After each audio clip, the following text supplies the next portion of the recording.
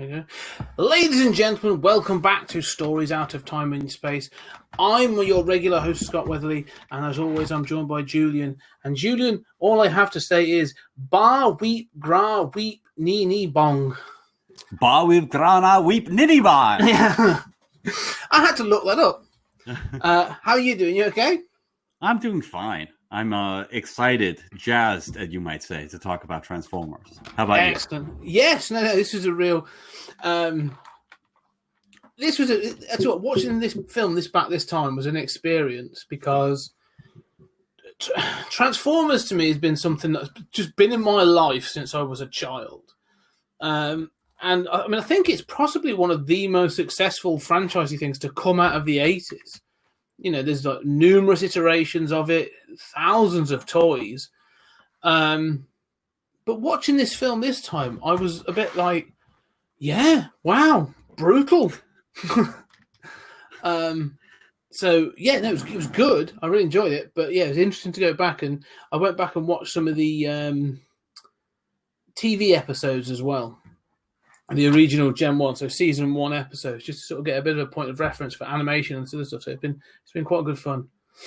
But yeah, so yeah, it is a brutal movie. I mean, there are times where every time I watch it, I'm just like, watching it this time, I thought, some of my favorite movies are Clockwork Orange and Natural Born Killers, and I'm like, well, maybe that makes sense because years before I saw those, I was watching, Megatron gunning down people in close-ups of their dying faces. Well, all I could think of was the first part. I mean, the thing I said, we're going to be doing Transformers the movie from 1986, which again is called the movie, but it's very much a stepping stone, isn't it? Like, this film does not exist independent of the shows.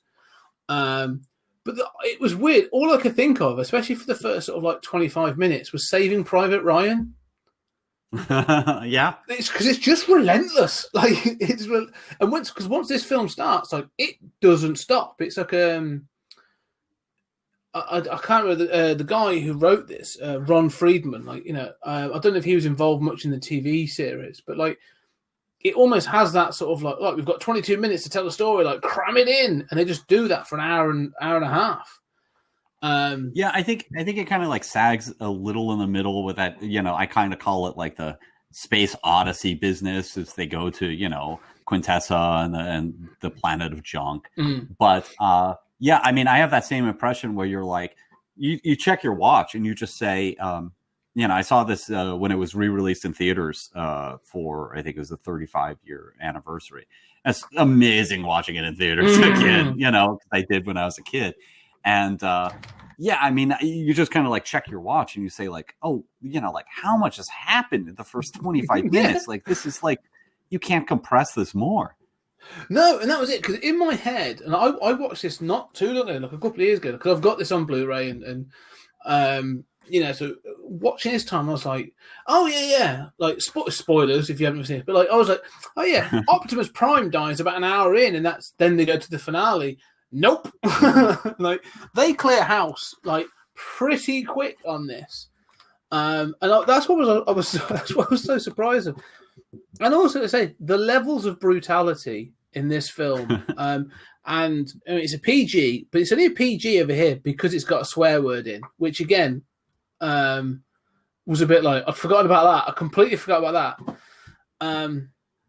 But I think one of the things I was confused about is the time frames and the time scales for, and you need to help me with this because you are the Transformers expert here. So I went back and I watched some of Series 1. And Series 1 seems to be very much sort of set what would have been present day in the 80s. Transformers, the Ark crash lands on Earth 4 million or whatever years ago, is reactivated, and then they obviously mimic existing technology then. So Optimus Prime becomes the truck and so on and so forth. This film, though, appears to have is a time jump, isn't it? Did that time jump already happen in the series, or does this film facilitate that time jump? Yeah, that's new to this film. So like the show started in 84. So like Transformers debuted in 84. And those first two seasons, there's a sort of, three-parter, and then there's the rest of the first season. And then they did a big like order of like 65 episodes for the second season. And, the second season is that second year of toys was largely focused on combiners. And Transformers was a huge hit. And while they were making that second season, they were making the movie to get it out into theaters. And so that second season just ends with, I think the last episode is BOT, where it's just a stupid episode. There's no introduction to this at all. And you just go into the movie and it's like, the year is 2005. And you've jumped 20 years into the future.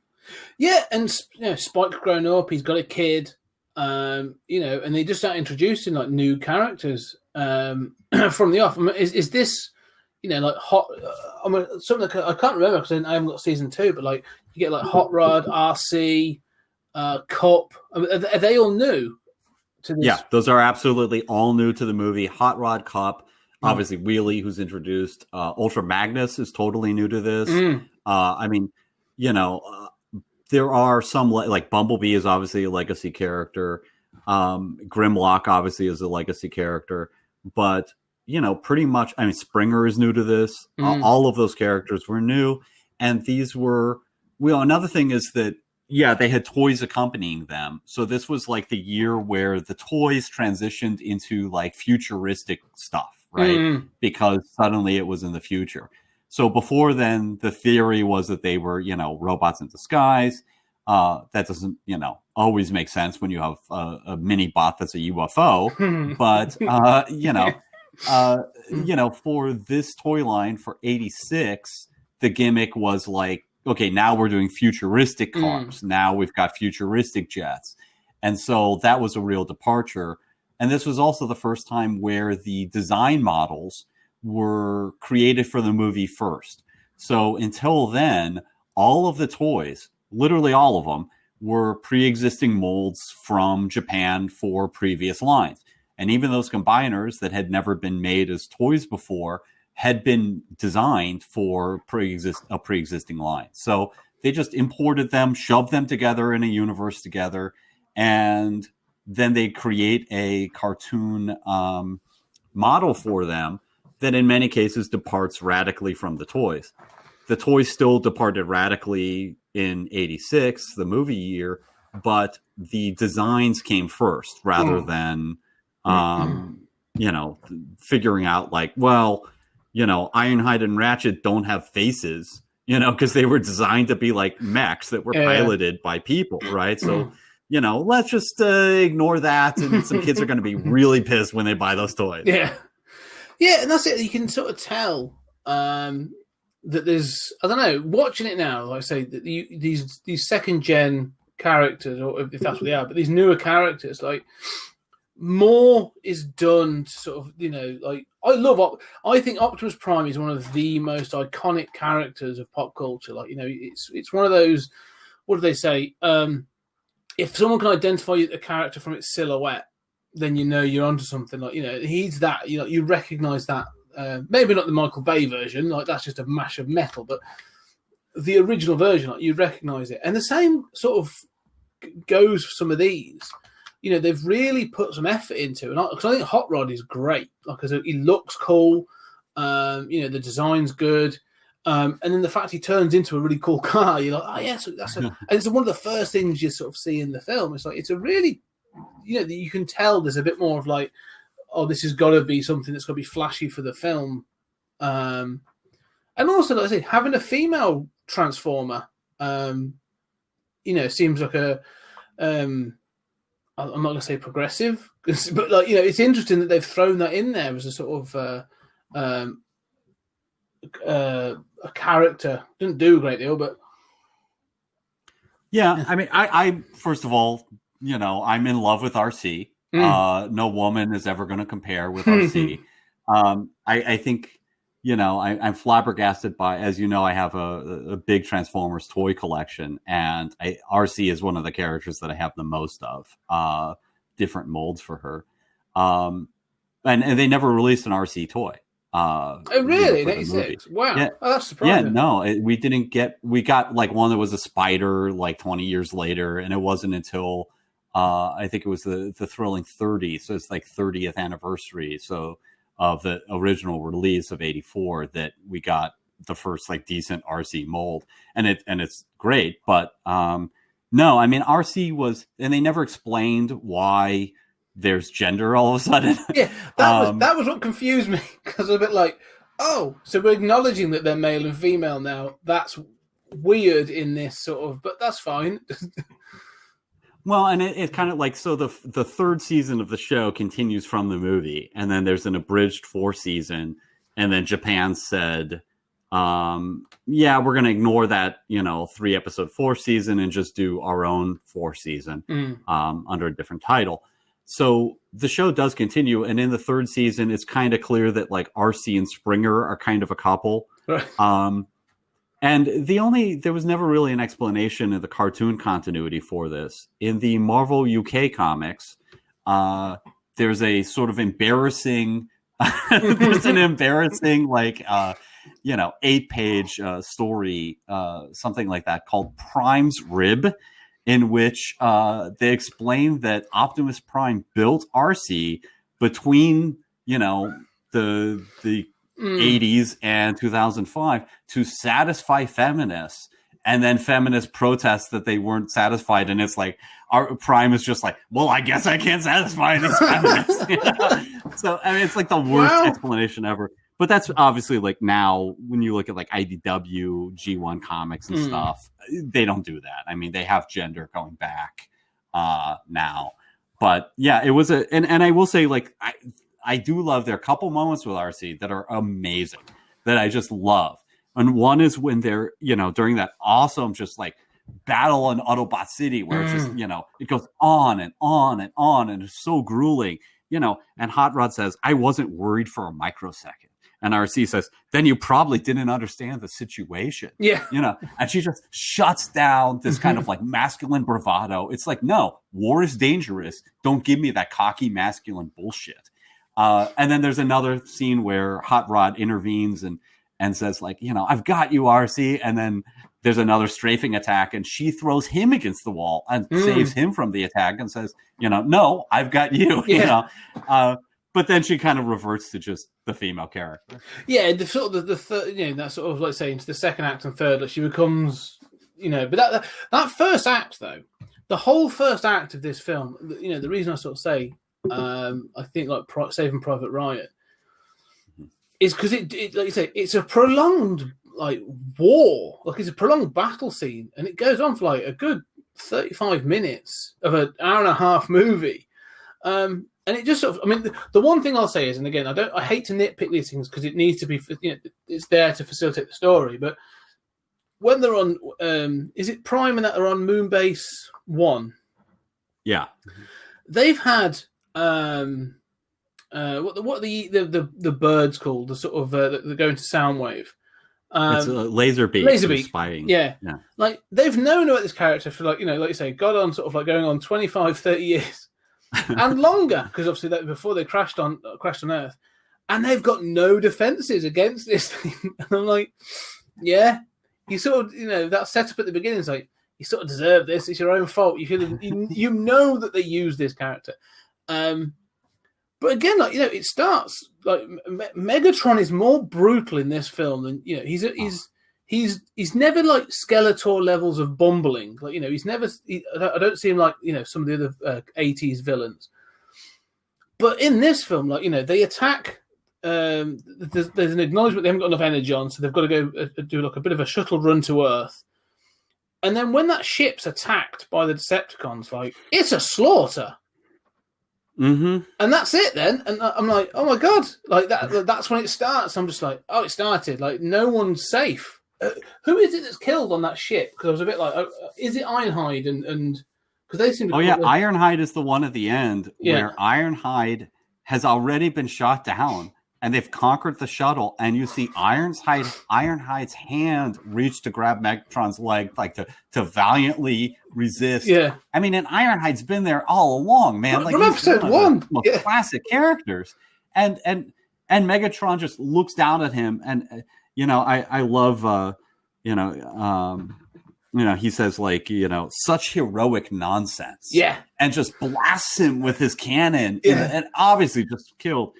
Yeah. I mean, it's really, really brutal. That I think was, for me watching it, sort of even more traumatic than Optimus Prime. It was just like, we were in a different universe in which, war has casualties. Yeah, and that's what was, like you say, before it's always been the death of Optimus that sort of has been the iconic thing that everyone remembers. But this time watching it, especially like I say, when they attack Autobot City, and you see like Autobots being shot and killed left, right, and center, it's like, oh my god, like this is like, I'm looking at my toys and going, well, I don't need you anymore. I don't need you anymore. Like, you're gone. Like that was the point. Oh yeah. But like, the point was, like Optimus Prime sold great in 1984, right? Yeah. He sold great in 1985. Almost no toy line ran longer than 3 years. I mean, Transformers lasted twice that long. G.I. Joe lasted, 3-4 times that long. But, it was like, okay, we're going to ditch these old toys, man. Yeah. We got to get, the next generation in. Yeah, I mean, and right before that cannon scene where RC, says that stuff to Hot Rod, she's pulling the body of Windcharger. Yeah. Obviously dead. And then you see she leaves it next to the body of Wheeljack. Yeah. It's like, that's Wheeljack. He's just a decaying corpse. Like, and you have to leave the body. There's so many times, like, they say, Hot Rod and Cup are still out there. It's like, no, they got to fend for themselves. We need to activate the city and get the defenses up.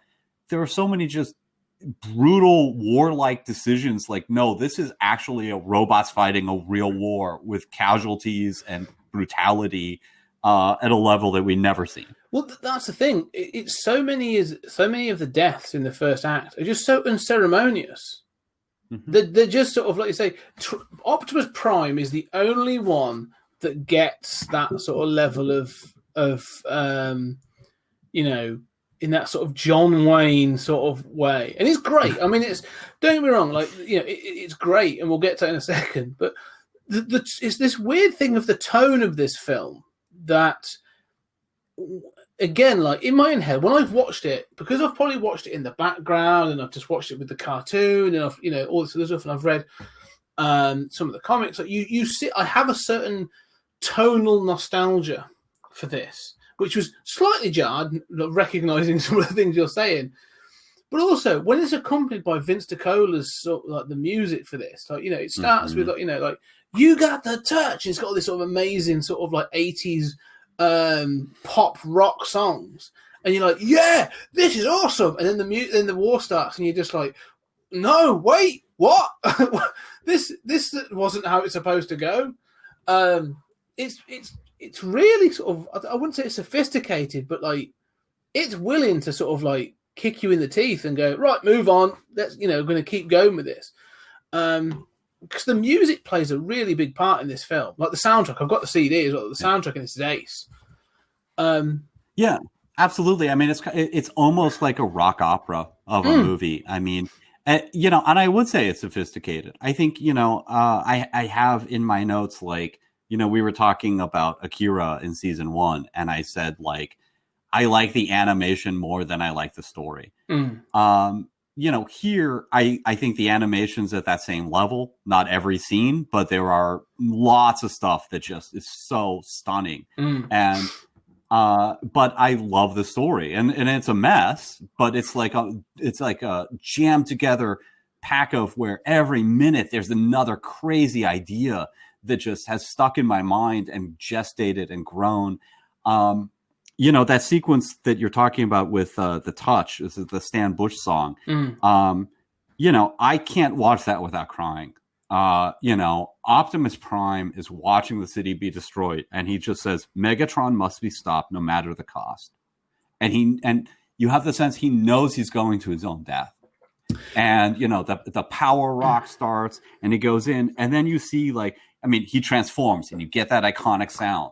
And then the camera is swooping around him as you're seeing like Thrust trying to run out of the way of his chat, and he's reflected on the chassis, and he's just jammed by this car. And then Optimus Prime, like boosters, squirt, out of Optimus Prime, and he transforms into the air, and the camera pulls around him as he's rotating and blasting in midair. And it's just like, I remembered those sequences as a kid. Like, that stuck with me as like, this is what animation can do. This is, That's something I've sort of missed, and we'll get, because you're right, because there's a couple of things about that sequence with Prime that's I want to sort of mention. But the thing you mentioned about the animation and what cartoons can do, and you could do it now with CGI, but they couldn't really do it then, but they could now. The film starts with Unicron. Yeah, as well. And we haven't mentioned Unicron. We talk about brutal. Like, Unicron destroys a world at the start of this film. He literally ingests it. Like, he is Galactus of this sort of the Transformers universe. But there are shots to show how big this thing is. As it swoops around sort of the planet-sized Unicron going through space, and then and then as he's attacking, what's the planet called? Because they do name it at some point. I forget. But it swoops down, it goes through, and you see all these, you see all this like life going on this planet. And I'm just like, the scope and the scale of this thing is when he attacks, and you see the horns going in, like you get a scale of what is going on, and it looks ace, because it's then replicated later on when Unicron finally transforms and takes on his sort of like humanoid, like robot form. That transformation is stunning. Like it is amazingly well done. And it's one of those ones watching, thinking like, I'd forgotten how good this looks. So again, like someone's drawn this, and it's sort of like as it's transforming, someone's like it's swooping past, like metal, these objects sort of like shifting and rotating and stuff. But it's not a fixed image. It's no, we're going to float over this and swoop through that. Yes, there are some really ambitious animation shots in this, and I don't think that gets mentioned enough. I think so. You're right, but that is a really good book. Because I tell you what, even the one at the earlier when you've got what's Spike's kid called? Daniel. When he takes off on, and I just really like it as a shot. He's got like a hoverboard. Which one day we might get. Oh, God. And he takes off on that hover shot, and he sort of like he swoops one way, and then he swoops, and then he hits the rock, and then obviously Hot Rod comes in, and he transforms and captures him, and then drives off. I'm like, it's just so kinetic.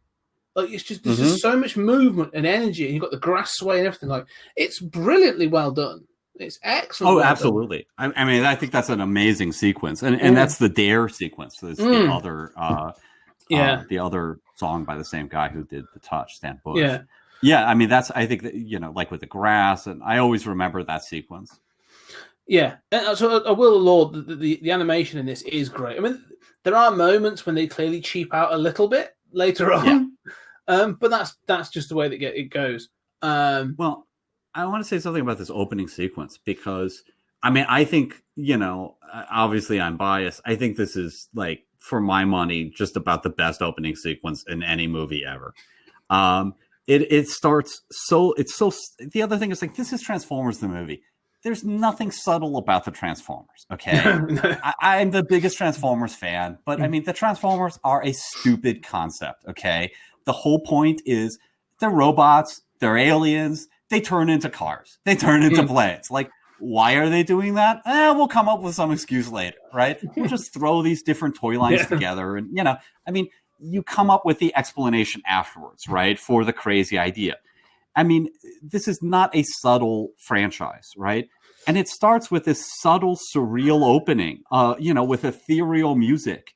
And it's a mostly silent sequence, where you're seeing like Unicron floating through space and establishing, this whole alien culture. And then, my boyhood mind always races and says, like, well, how many planets are technological, have mechanical life in this universe? It seems like we're the exception. But you see this beautiful sort of like utopian planet, and then you watch an entire civilization destroyed, and you swoop inside Unicron and see it, being processed and ground up for energy. And you go through this whole cycle of ingestion and turning it into energy until you see the energy ripple through the spires around Unicron. And then the camera sort of zooms off. And it's just the most staggering, to open, what a way to establish a threat. And, fuck Galactus, I'm a guy in a purple suit, and Unicron obviously dwarfs him. But, I just think it's such a stunning and ambitious and cinematic and silent, largely silent. I mean, at least for dialogue, there's very little dialogue, and brutal opening sequence that doesn't even have any of the main characters in it. There's no this is so insanely ambitious. Well, it is, and that's the thing, like I say, because all this happens before you've even had the title sequence. Like, all that happens, and like you say, that's the thing that happens, because the music's great, and you've had all this, and then it's sort of because they sort of do the Transformers theme for the film, which is obviously that's their one, that's what they do. But I love the fact that you get that sequence, and then it pulls out, and Unicron sort of just floats off into space. And it is that thing of like, here's your baddie, this is what you're going to have to deal with. And then it's the da-da-da-da-da, and then you say, Transformers! And that's when it comes forward. And you're just like, yeah, it is a hell of an opener for like a grabber, because you're just like, oh, right, yeah. No, I'm in for this. This is great. But it doesn't, and that's the point, it doesn't stop, because then it goes straight to Moonbase 1, and then you get the whole sort of Decepticon attack, and as you say, it leads up to and this is the other thing you've said, like, you've clearly been a level of brutality. A lot of the stuff that's happened in this opening bit has been played out numerous times in episodes gone by. Yeah, we have seen, even in the title sequence to the first series, you see Transformers sort of shooting each other and wrestling and fighting and all sort of stuff. And I always think there's an episode, and you'll probably have some of the more about it, but there's an episode where it's the first introduction. I always remember it because it's where Megatron and Optimus Prime finally face off in a sort of like, one shall stand and, one shall fall kind of thing, which is obviously then done for the film. But one of them has like an energy axe and one's got an energy mace and all that kind of stuff. And it's like, obviously that was done for the cartoon and is a lot more, I should say a lot less brutal. It's a lot more sort of like, cartoony, but it's just such an iconic image. And so when I first see this one, you're like, oh, it's going to be a replay of that. Nope. Like, this is like, at no point are they going to sort of say, and we've got plasma weapons or anything like that. No. This is a gun and fist fight. And it's so good. Like that bit of like Optimus Prime riding in, John Wayne style, to sort of like take them all on, and then sort of face off against Megatron. It feels decisive. I think you're getting at like the difference of tone between this and that show, and what you're talking about occurs in that original 3-parter. The first 3 episodes, but I remember. Okay, so like True Confessions, I was a huge GoBots fan. And, one of the things that I hated about the Transformers, I think GoBots are underrated. The toys were filled with die casts. They were great toys. And Transformers were so much more expensive. And, people, obviously I'm a huge Transformers fan now. But, for me, the movie changed everything. And there's no doubt, even the Transformers episodes are better than the GoBots episodes. And Transformers, the number one thing Transformers did that was smart was having like all these different levels of toys.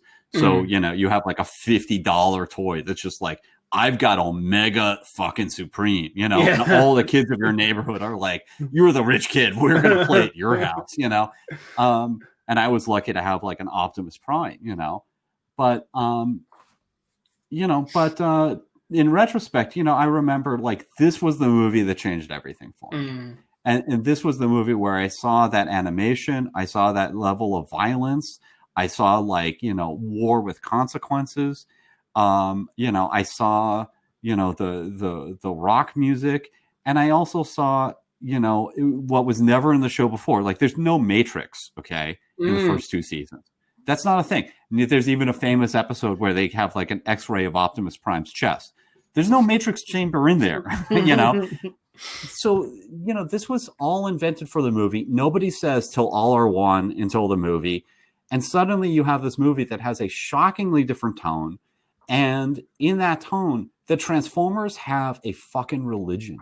Like, they have prophecy. They have a religion. They have these beliefs that are, and yeah, at the end of the day, sure, the Matrix is a MacGuffin, right? But, that blew my mind, that you have this, it was part of like fleshing out, like, this is an alien civilization that is different than us. And it's not just, I'm Optimus Prime and I believe in freedom in the American way, and so for me, like, this was just such a seminal movie, both in my understanding of science fiction, but also looking back on the Transformers, it's this tone that I wanted. Yeah, no, it is. And that's the thing. It's a step up. It's funny that when you see these things that there's a weird thing about this, isn't it? Like, you can't do this in Saturday morning cartoons, but you can do it in for the big screen, And there's been others that have done this. I always think of sort of Batman the Animated Series and Mask of the Phantasm. Like they were made by the same people, they're drawn by the same artists, it's done by the same, but there's a clear tonal shift, between those two. And so you go, yeah, but this one's a film for the screen, like it's a big film, and you go, yeah, but it's still the same thing. So it's odd, But like I said, that was what strikes me most in this, is that tone. You're right, and it's it's a bit more sophisticated. It's willing to do more. So when Prime does go down, and you get that, and there's a great scene, and it's good. I mean, it's sad. I remember as a kid sort of being like, I expected, again, even as a kid, like, I expected Optimus Prime to be back by the end of the film. And when he's not on the credit, at the end of the film, with the credits roll, and you're like, oh, fair enough. But when he dies, and they do several things in this, which is interesting, that they do with the things like, he does, I'd imagine his eyes go out, the whole, almost like the Terminator sort of thing. But he goes grey, like he loses all colour. And that's like and his head falls to the side. Yeah, he can't even hold the Matrix up anymore. They do everything to make this as traumatic as possible for an entire generation of kids. And that's it. Like it's a decisive death. Like it's like, oh no, he's gone. I'm assuming, does he come back? Did he ever come back in the original run in series 3 or 4? Yes. So killing off and bringing, this was the first time Prime was killed off. Killing off and returning Optimus Prime is like a trope of Transformers.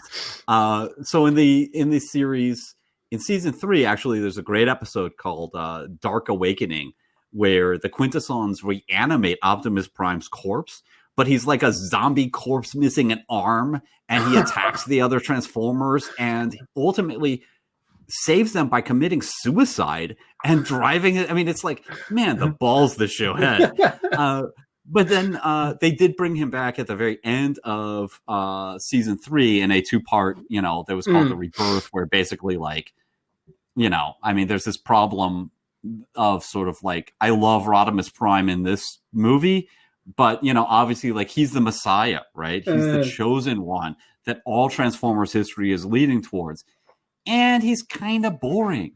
Everyone likes Optimus Prime and everybody kind of hates Rodimus. And I think he was never written right. And so people wanted Optimus. And so they brought Optimus back, and he gets the Matrix back. And then in the Headmaster series in Japan, that was, their version of season 4. It's not in the American continuity, but in that splinter continuity, almost, right away, they kill Optimus Prime for a second time. And then he stays dead for quite some time, and then comes back again. It does seem like it's a bit of a trope. I mean, it seems like it's one of those sort of staple moves that, you are aiming to get to. Like, when you get certain characters, like there's a certain event that's got to take place in their, their history of somewhat in some way. But like I say, as a kid, like, for me, like, this is pretty decisive. Like, and thinking back to the toys that I had quite a few. I had a couple of the Gen 1. I had an Optimus Prime. I had a Grimlock. I always loved Grimlock. I think the toy of Grimlock was ace. Like, the head flipped back and you'd open up the chest and the legs turn around, all that kind of stuff. Like, it was a really good toy. I'm trying to think what else I had. I think, I had a couple of others of the lesser ones. But in this, like one of the ones I always had a problem with, and it's sort of is fixed is fixed in this film. Really, is Megatron. Now, I love the design. I love the design of Megatron. I think he looks great as a robot. When he's up and he's walking about, like, and also Frank Welker's voice for Megatron is excellent. Like, I think he's a fantastic character. And again, that iconic silhouette, like you can't mistake Megatron. But the fact he sort of not only does he transform, he changes size so that others can hold him to wield him as a gun. But then even as a toy, I was never convinced. I've never had a Megatron, but I know someone who did. I remember the toy, and even thinking then, like, hey, it's a bit naff. All right. Well, there's another problem with that toy, which is that like Ironhide and Ratchet is a case where they made a cartoon model that looked nothing like the toy. That cartoon Megatron, looks killer. And also his name was sort of based on the term megaton, so it's like, it just invites nuclear holocaust thoughts, right? But I mean, yeah, he's iconic, but then he turns into this gun and the toy has a trigger in his crotch, a little metal trigger. It looks nothing, these skimpy little legs. So I mean, okay, so all of the original Transformers were taken from pre-existing, like the GoBots were too, from pre-existing toy lines. And so this makes a lot of sense when you think about it, right? So Soundwave turns into a cassette player. Those Laserbeak turns into a tiny little micro cassette, right? It's not even a full cassette. It's a micro cassette. Blaster and those tapes, same thing. Those and there was also in the original line there was another gun and there were a few other toys like that. So Megatron, he was a good guy in the original line, but he turns into a 1-to-1 gun. So that's a line of like 1-to-1 scale toys. Then you have like all those Autobot cars and the Starscream and the jets, and those are not to really scale with each other, but those are in theory, like somewhere around like 1 to 60 or something scale. Well, you've got toys that are 1-to-1 and 1 to 60 that they just said, screw it, they're kids, threw them into the same line. Yeah. And somebody, decided Megatron should be the big bad. And so this gets into, I mean, this is just a problem inherent with Transformers. I mean, they try to do a better job. They do a better job of it in the Bayverse, but it's a problem and that bothers you or doesn't. And it's that basically, like, in most continuities, the Transformers have mass shifting. Yes. That's sort of like Miracle Man. There's like a parallel dimension that they're somehow accessing as they transform. And one of the most famous instances of it in this movie is as the Decepticons flee Autobot City, they all get into Astro Train, right? Who is a guy who's, smaller than Megatron in robot mode, but turns into a train and a space shuttle. Like a space shuttle is enormous, right? Yeah. Devastator, who has just like bashed down the walls of Autobot City, is inside Astro Train. Yeah. I mean, and it makes no sense. And this bothers you or it doesn't, but it's just... got the TARDIS. He has a TARDIS stomach. They've all climbed inside, and there's some sort of dimensional, like you say, space thing. It's not so much. The thing is, it doesn't. That's the thing. It never bothers me in the film. I accept it because of its. It was always the toy that bothered me. Before that, because it was that 1-to-1 sizing compared to Optimus Prime, that was obviously like a truck, and that was But like you say, but I was never bothered by the fact that like I then had a Bumblebee or a Grimlock or whatever, and you think, well, they should be much bigger or smaller than things. So yeah, it's just a pick on thing with Megatron. But I still love Megatron in this. And like you say, they make some interesting decisions because not only does Optimus Prime get killed, technically Megatron wins, which is interesting. Like he's like, because I mean Prime is killed outright. Right. Megatron sort of is injured and he's gonna probably die, but he survives enough to be sort of like scurried away into as they escape. And it's only when he's sort of jettisoned when they say, "Oh, we've got to lose some weight so we can get away," and they kick up There's a great scene, and this is what I love about some of the Decepticons when they actually going to have a vote about what they should do, and they're like, "Right, we need to get rid of the dead weight." Those in favour, and everyone who's healthy is like, "Yeah." Everyone against. There's all the injured people. Like, it's. And they go, "No!" Like it's so pathetic, right? Yeah. The cruelty of that scene, right? And also, like, talking about the animation, like, it doesn't actually make sense in space, right? I mean, there's a lot of stuff in this movie that doesn't really make sense. Yeah. But, how they're flying and Starscream, holds Megatron, the injured, just devastated Megatron, says, like, "Megatron, how it pains me to do this," and drops him, and he's swept underneath the wing. There's something about the way that, like, it doesn't make sense in space, but that he's, like, just deposited like trash and just swept underneath that wing as if there's drag, right, with gravity, but it's not. But it's great. And then instantly the Decepticons start fighting about who should be the new leader. And there's the sense of like, oh yeah, Megatron has been holding together this like riffraff that, that's the thing. It's sort of like, what I really like about it is that it's clear that like, oh, there's a reason Megatron's been in charge. Like, he's the one that they all fear, and it shows from the beginning like how brutal and sort of violent he can be. So there's a reason they all do legitimately fear him. That's the thing that sort of that's quite clear. And so then it sort of comes into that battle of like Starscream and the sort of the fighter jets, and you got the Constructicons and all this other sort of fighting over who should be in charge. And it's interesting to show that there are the factions within that sort of that team or that sort of side of things. Because Starscream's an interesting one because again, it's like that all through the cartoon and even during this film, sort of like he's obviously that sort of trying to be that usurper of Megatron. Yet Megatron always keeps him around to sort of like almost just to humiliate him again, or to sort of to give him a bit of a kick at some point. Like I've never understood why he would keep him around, because it's not like he's even the best of the jet fighter, the fighter jet group. I mean, there's 4 of them. So that's an interesting question. So there were 3 in 1984. They added 3 more in 1985, Thrust-Surge and Ramjet, and then.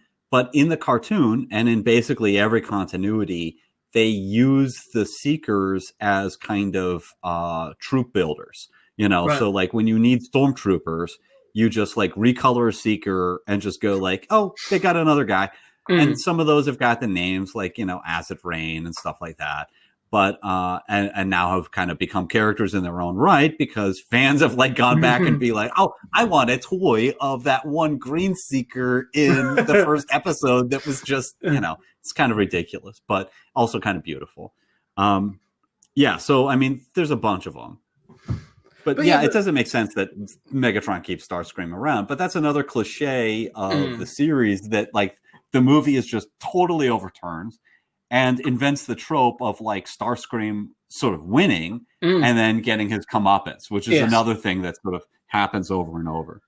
But again, and that's one of the things. One of the things I'd say about, I wanted to sort of bring up about this was I wasn't expecting to I was expecting to come in and talk about Transformers and how much I actually enjoyed the film and the animation stuff. But one of the things that sort of came up whilst watching this film, there seemed to me to be like 2 themes that was sort of striking me, and maybe it's just because of it's things have changed over time.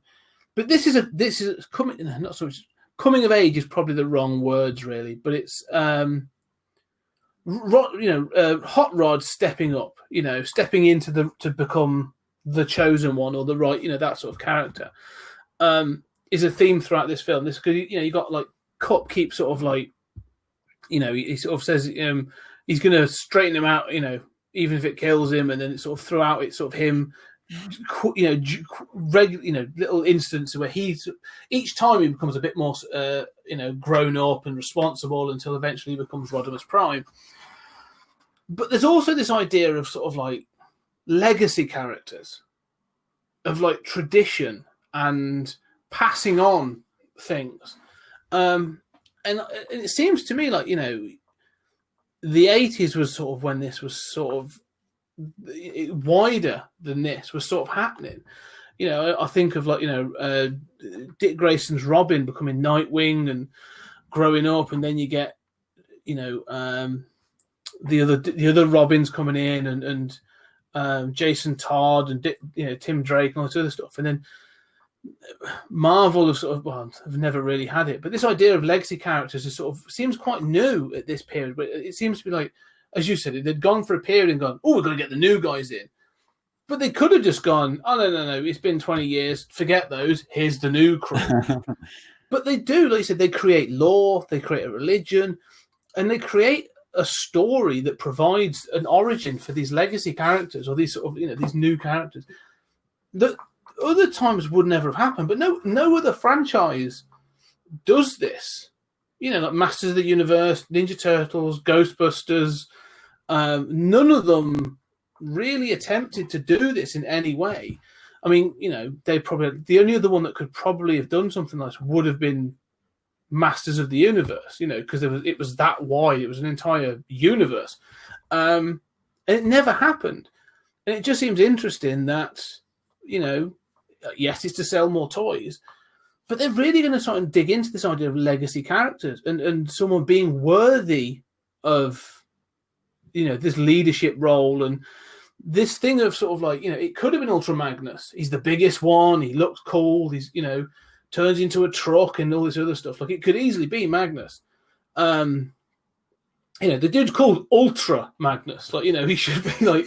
but it's the fact that he admits he's a soldier, and then you get this young sort of punk stepping up to become the leader, and it seems to me like that's a real sort of... It's brave, but it's a really cool theme to be introducing for a toy franchise, really. Well, I mean, I have a couple comments about this. One is just the importance of change.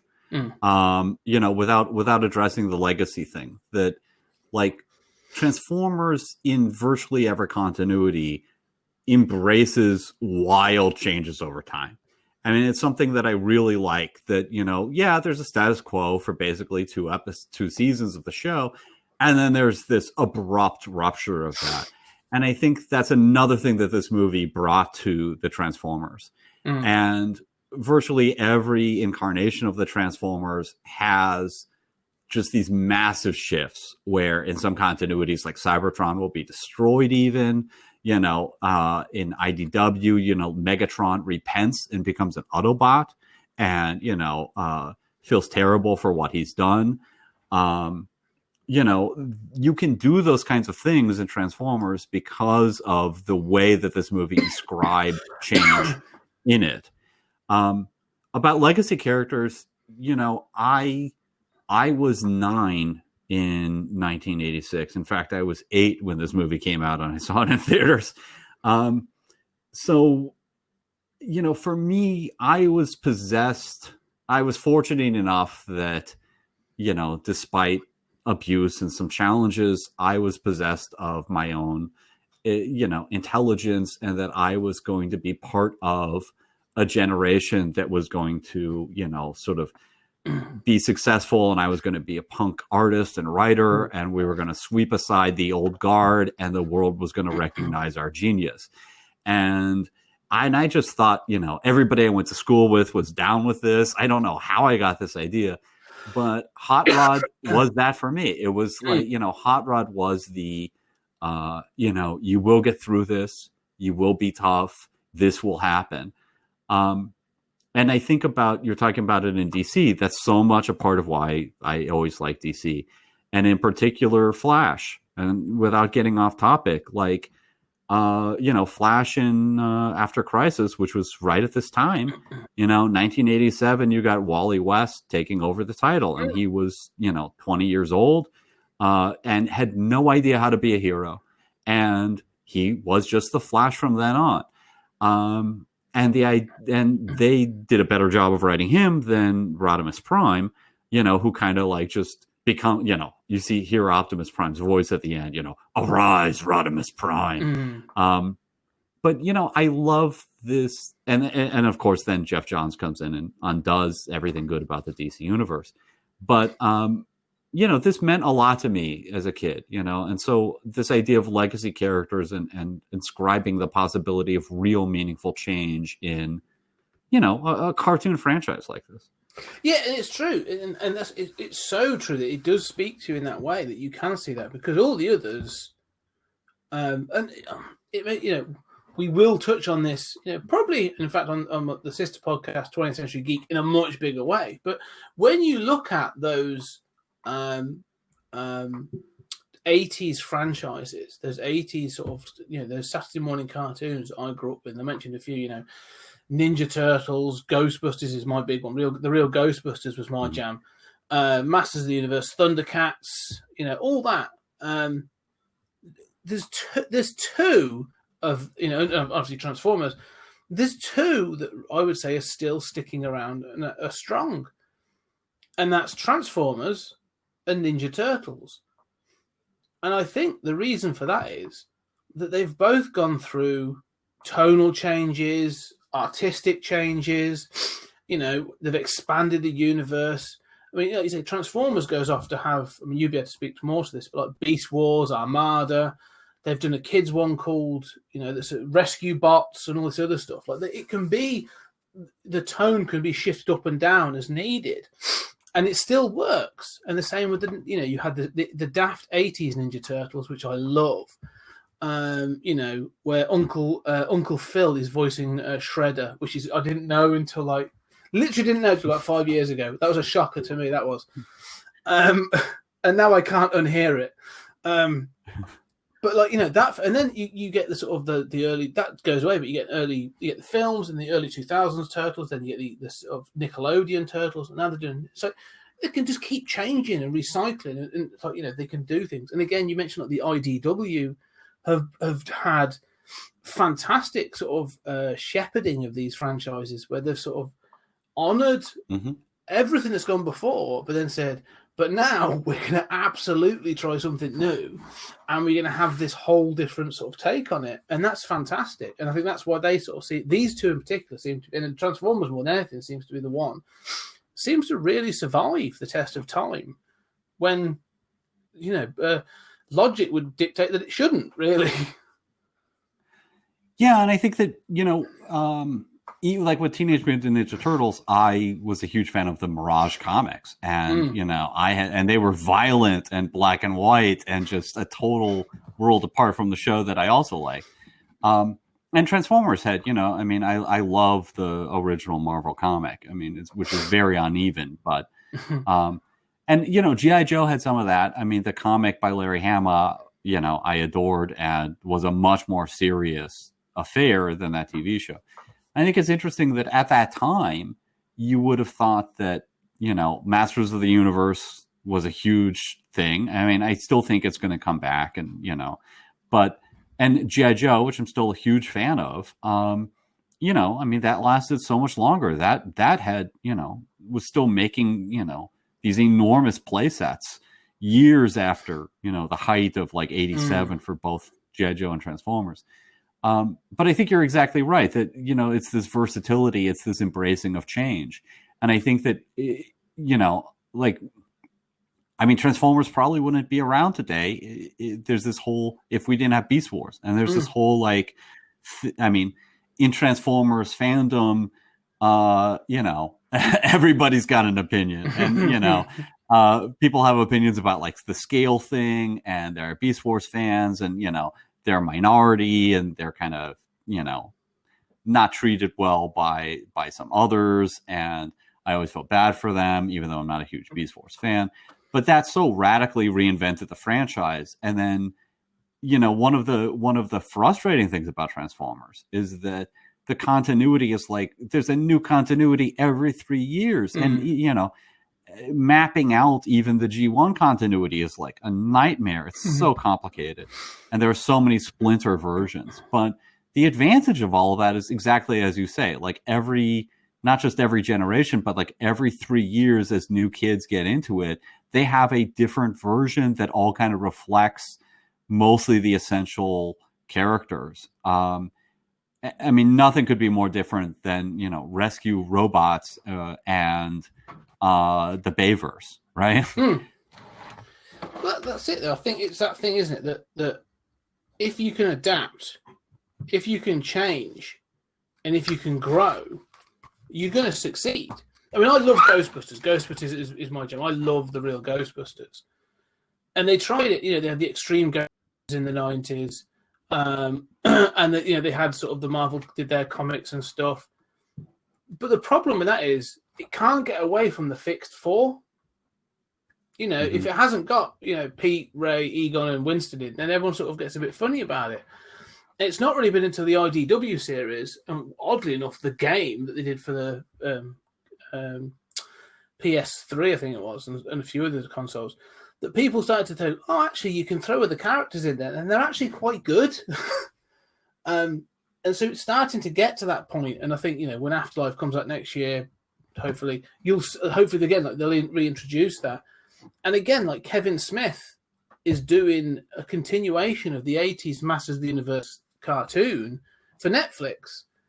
So that's cool. Yeah. So, again, like they might introduce these things, and these things will happily change and adapt and evolve. But it's weird how, say, Transformers has done that so well and accepted so many different variations. Well, and this is a golden age of Transformers. I mean, the fact that we even got a live action movie, whatever one thinks of the Bayverse, and that's another thing fandom split about.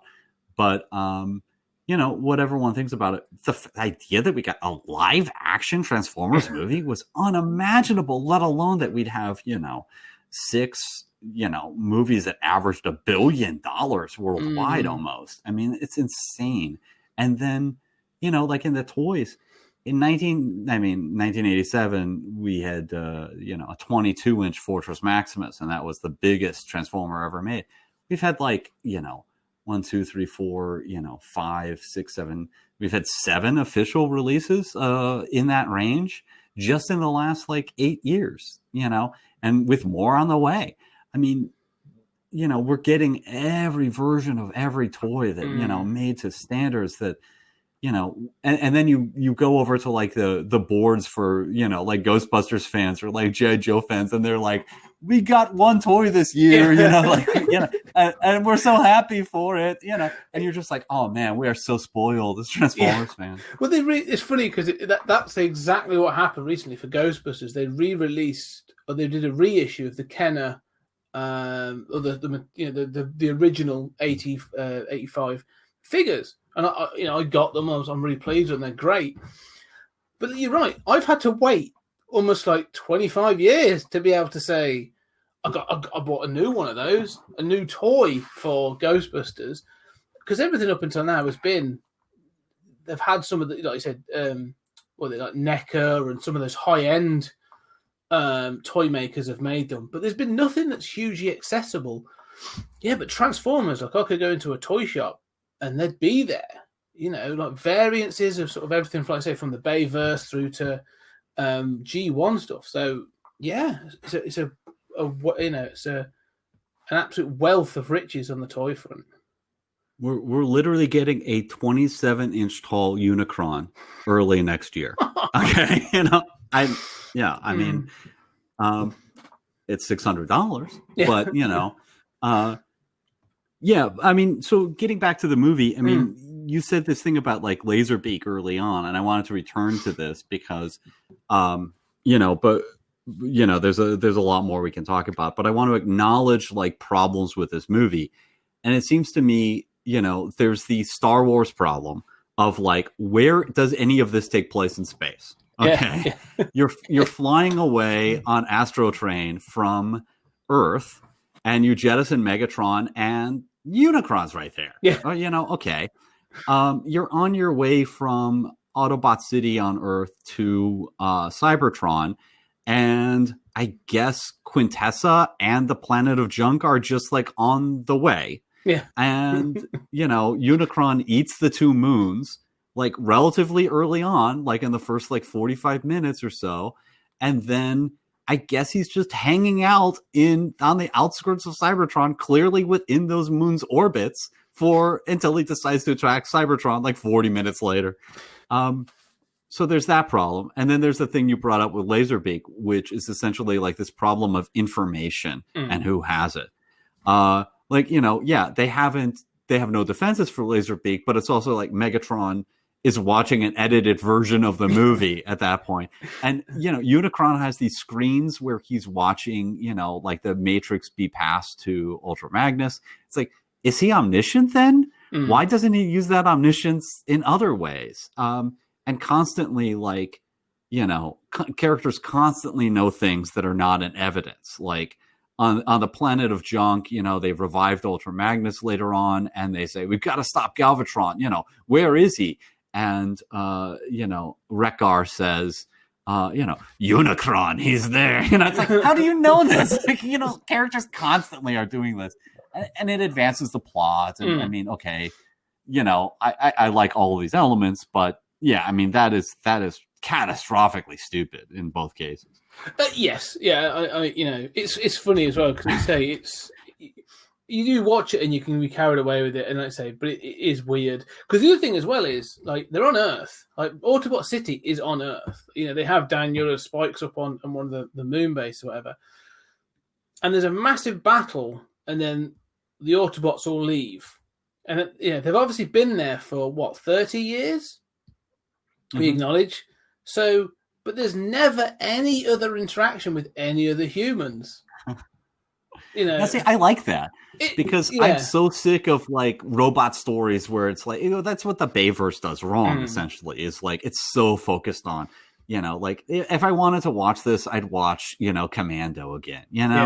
Focus on the alien robot. But you're right that you don't have a sense of like, they don't say when was Autobot City made. There's a Japanese short that may or may not answer that, but. You don't have a sense of like, were the governments of Earth just fine with you building this? Like, clearly there's a kind of like integration there.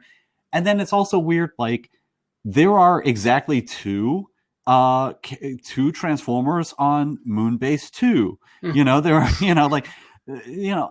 this kind of like population problem where, the most absurd version of that is the raid on Autobot City where they say we're outnumbered. You have an entire city. He's got 12 guys in a shuttle, and they're like, we're outnumbered, we're the underdogs, which it works thematically, but it's very strange. It's funny because that's something that seems to have been addressed more recently, which I think, we'll get onto. But it's funny because the end of this film is exactly that. Like the end of the film, they defeat Unicron, they defeat Galvatron and all that. Obviously, it's going to go into the third series, but there's a moment when they're like, we've won, and it's all great, and we shall rebuild Cybertron. And you see, like, 8 robots, and it pans out to this massive planet, and you're like, yeah, it's going to take you guys some time to fix that. There's only 8 of you. That's always the problem, right? Where it's like, how big... Well, I mean, the Transformers has an enormous cast, right? I mean, like, G.I. Joe and, He-Man does really... you have like a poster of all of those characters and it's like, where's Waldo?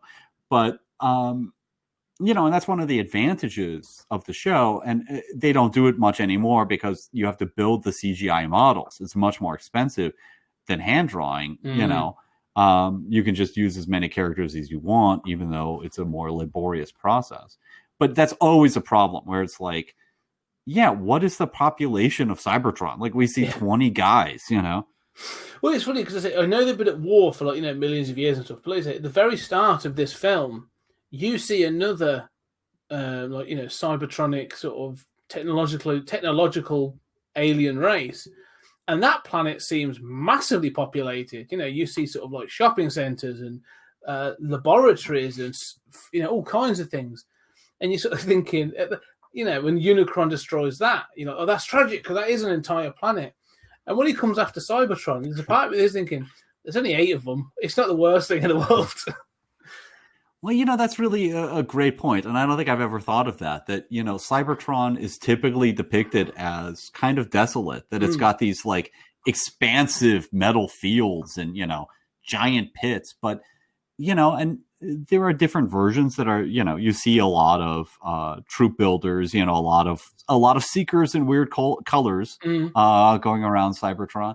But, and occasionally people make up characters to kind of flesh stuff out. But, and the show would, but there is this sense of like kind of austere, sort of unpopulated, vast spaces that's always been characteristic of Cybertron in a weird way. Yeah, so it is, and that's it. And, it's no bad thing again, because I'm quite happy to go along with it. But it has always been a weird thing of like, who, because it takes you down that rabbit hole, doesn't it? Which we can cover off when we really get into Transformers elsewhere, but like, who built all this stuff? There's only a few of them, but even in the first episode, like, they've got the Ark, the shuttle and the spaceships and all the technology. You think like, it takes time to do this. You seem to be battling every other day. Who's building all this stuff? Like, where is it coming from?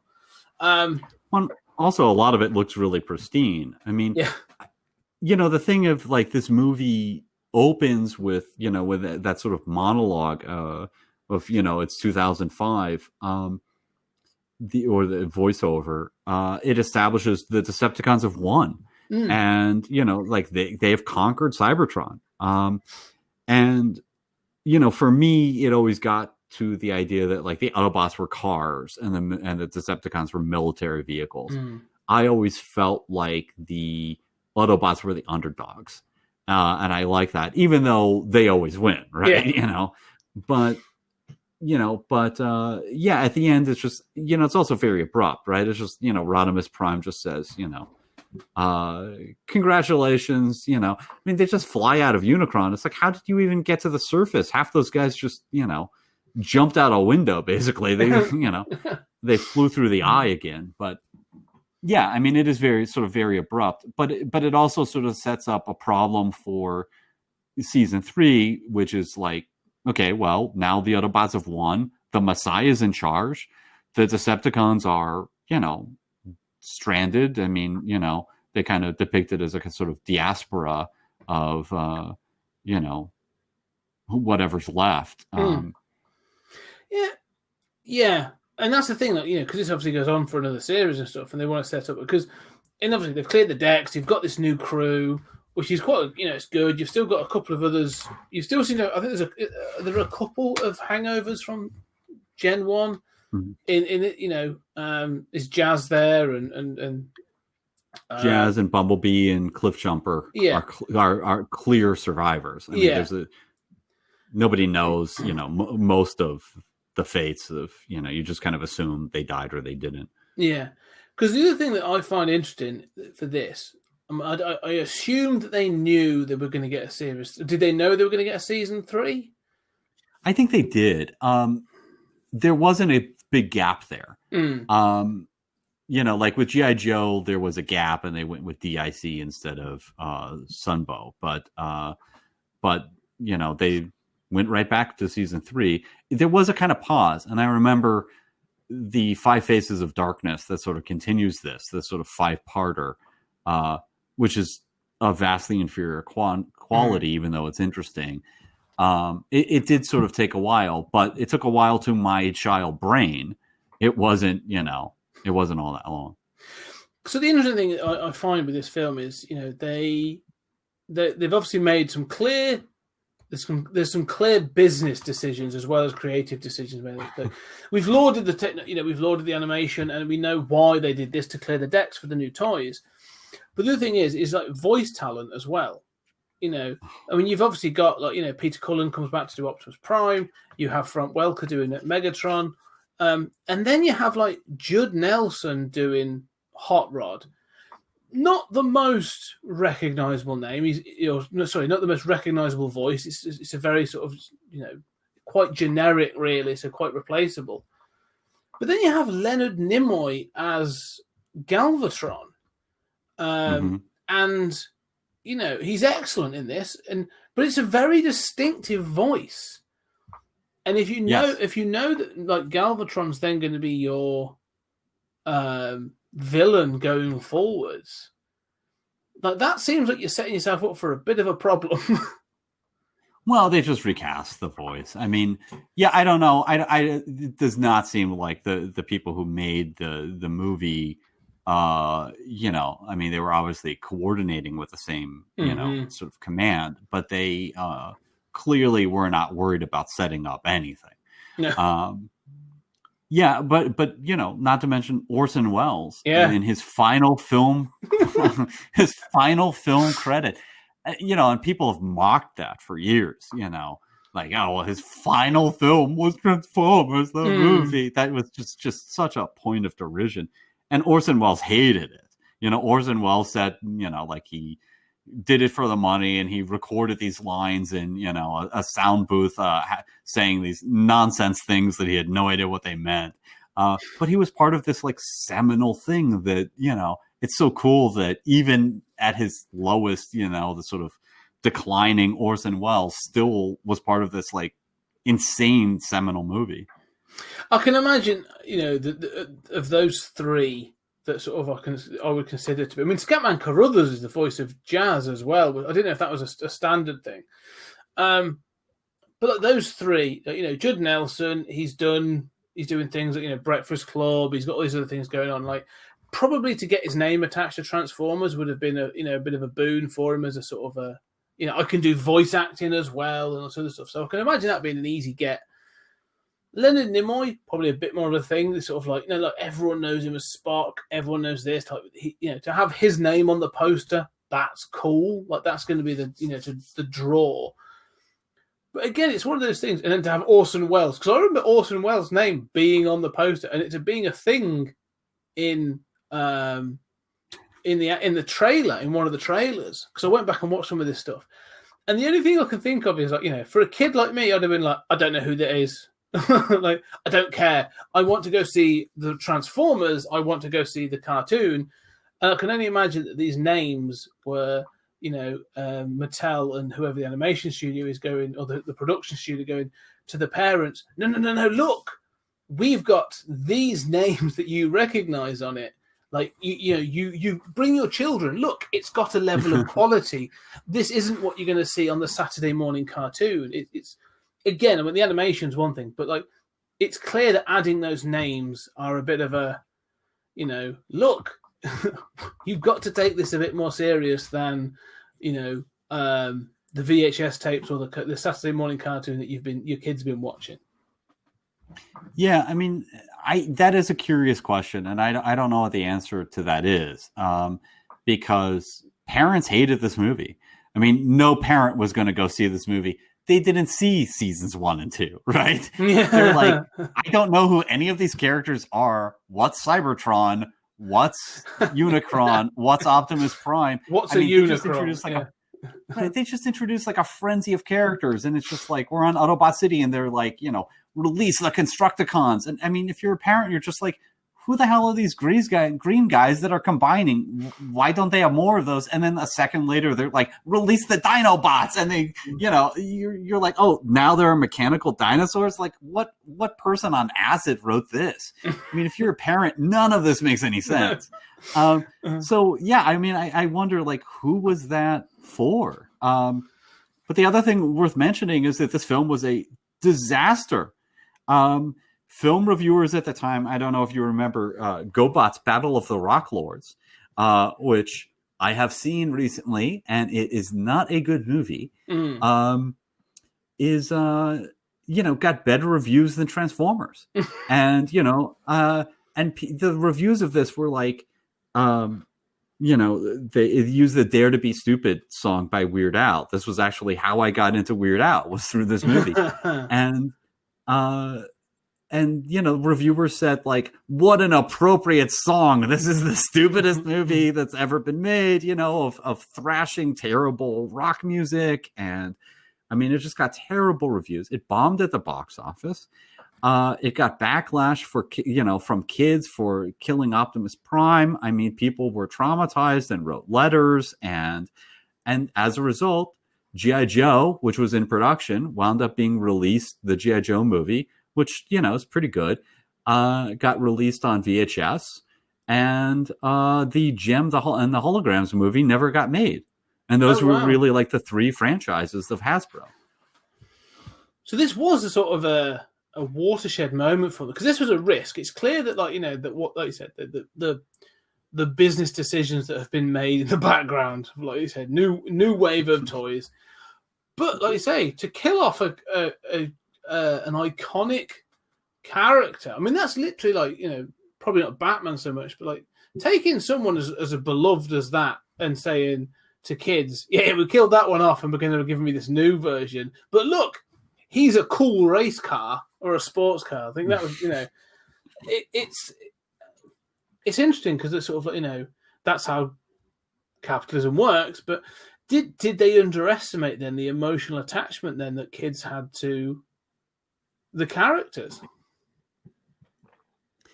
Yeah, or they didn't care. I mean, I mean, I think that what I've read in interviews suggests that was a directive, from the top, was to just sort of like eliminate the old characters and replace them with new. And, they turned in a movie. They did the best they could. They were serious about this and cared. But, that was a directive. In the G.I. Joe movie, I think it's Duke who gets, he gets killed.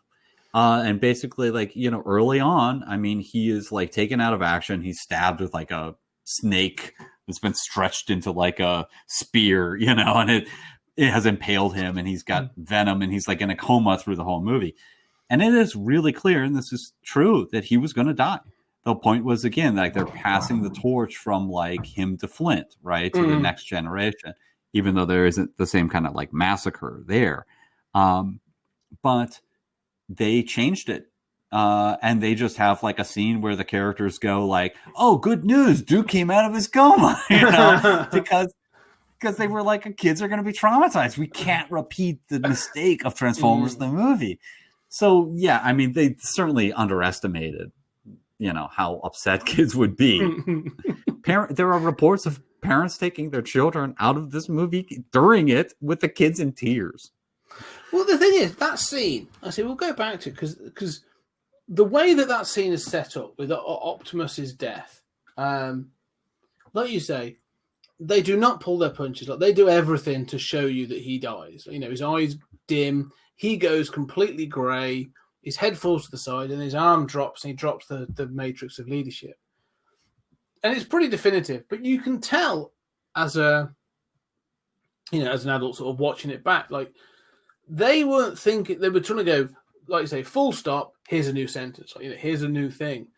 And you are supposed to sort of like, again, like, completely underestimating the impact of it.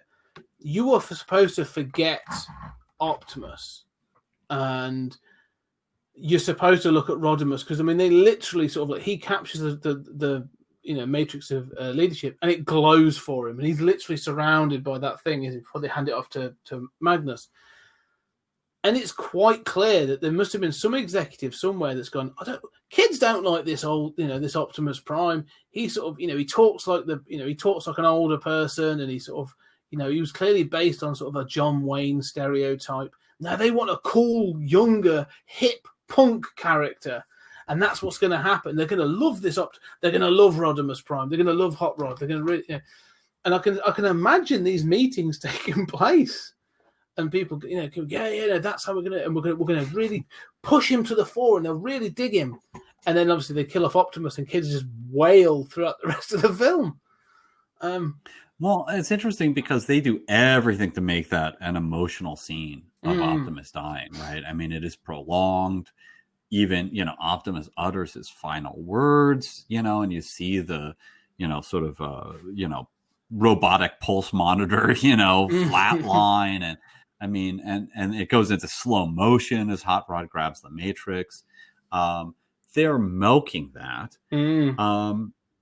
which, seems tone deaf, right? I mean, I don't think they do it today. Certainly not in that same way.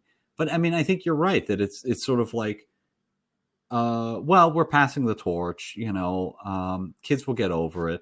I mean, I like that there wasn't such a coddling of kids, in their fiction. I mean, I think we've made so-called adult fiction far too kid-like now. We're careful with adult fiction of like, well, we can't kill that character, or we got to give that character like a noble death. I think we're, maybe a little too careful about it. And, what's amazing is, I mean, it's unimaginable, this movie, without that death scene. If Optimus Prime is just sidelined from action and, somebody quick draws Optimus Prime at the end, like, good news, Optimus Prime has been revived, says Rodimus Prime, like in that final speech, you just, dub in, and I have good news for you all. Optimus has revived on Earth. It's a very different movie. And, I mean, it succeeds because it's so like unapologetically balls to the wall and crazy. And, so maybe that's a quote unquote mistake. It certainly, I'm sure Hasbro regretted it, but it's part of what has made this so unique and special and remembered all these years. It's interesting to say, I'm sure there was an instant regret, but like you say, but without it, again, I don't think you have the rest of the franchise at all. If it continued for another 2 years, let's say, if you did a film and it was just, and there was no death, they just introduced a whole bunch of new characters, and like the Hot Rod remains Hot Rod throughout, and he's just sort of like the cool upstart in the new series, but Prime remains in charge. I probably foresee that it would have died a death. Like you say, it doesn't change. There's no new growth. People just watch it, and it would just be exactly the same as Thundercats or, let's say Masters of the Universe. It would have been great at the time, but you probably wouldn't have got much more beyond, the early 90s. And you'd have probably had some unsuccessful, revision in the early 2000s, like most of them got, and it would have just probably stopped there. Like you say, this is a cornerstone of the whole franchise. Without it, good or bad, it's what sort of thing a lot of is built on in the future. Yeah, and I think what's interesting about that is that it's still a failure for the franchise in that sense of passing the torch. Rodimus Prime has, almost never been written well. Nobody really has known what to do with it. Half of the good episodes and stories with Rodimus Prime are about him struggling to live up to Optimus Prime's legacy. And struggling with, what does this mean? Or even outright struggling with, I'm a failure. I was the Messiah and I'm a failure. And I think there's been, I can criticize writers for a failure of imagination there, but this passing of the torch didn't work, and they had to bring Optimus back.